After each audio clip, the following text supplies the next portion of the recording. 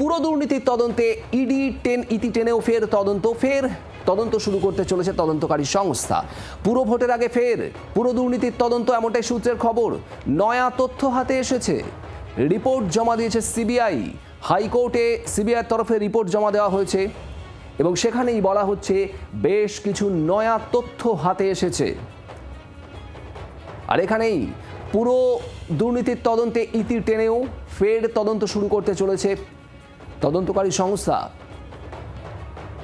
পুরো ভোটের আগে ফের পুরো দুর্নীতির তদন্ত, সেই তদন্তে জোর দিচ্ছে কেন্দ্রীয় তদন্তকারী সংস্থা, এমনটাই সূত্রের খবর। সিবিআইয়ের তরফে হাইকোর্টে রিপোর্ট জমা দেওয়া হয়েছে এবং সেখানেই দাবি নয়া তথ্য হাতে এসেছে। অর্ণবাংশু নিয়োগে আমাদের প্রতিনিধি রয়েছেন আমাদের সঙ্গে। অর্ণবাংশু, ঠিক কি খবর?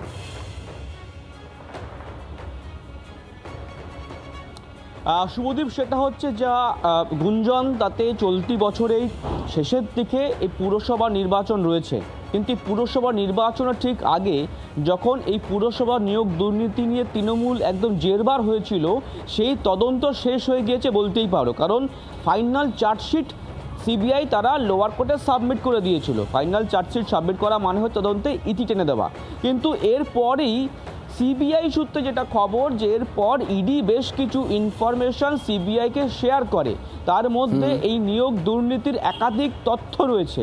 এরপর সিবিআই আধিকারিকরা সেই তথ্যগুলোকে নিয়ে যাচাই করা শুরু করে।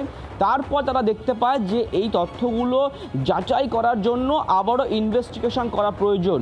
সেখানে একাধিক ব্যক্তির নাম এবং একাধিক পুরসভার নাম উঠে আসছে, যে ইনভেস্টিগেশনটা না করলে কিন্তু দুর্নীতিকারীরা তারা ছাড় পেয়ে যাবেন। ইতিমধ্যে লোয়ার কোর্ট থেকে তারা পারমিশন পেয়ে গিয়েছে। প্রসঙ্গত, অয়নশীল তার যে জামিন মামলা রয়েছে কলকাতা হাইকোর্টে, সেই জামিন মামলার মধ্যেই সিবিআই তারা একটা রিপোর্ট পেশ করেছে সিলবন্ধ খামে।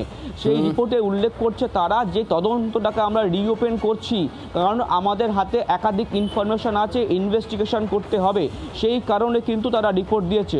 অবশ্যই চাঞ্চল্যকর। এবার পরবর্তী পুরসভা কোনগুলি, পরবর্তী ব্যক্তিরা কারা যারা দুর্নীতিতে আটকে আছে এবং সেইটা রিওপেন হচ্ছে সিবিআই তদন্তে, অবশ্যই এটা চাঞ্চল্যকর এই নির্বাচনের প্রাক্কালে।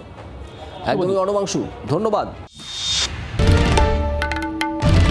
বাংলার আওয়াজ, বাঙালির আবেগ, জি 24 ঘন্টা।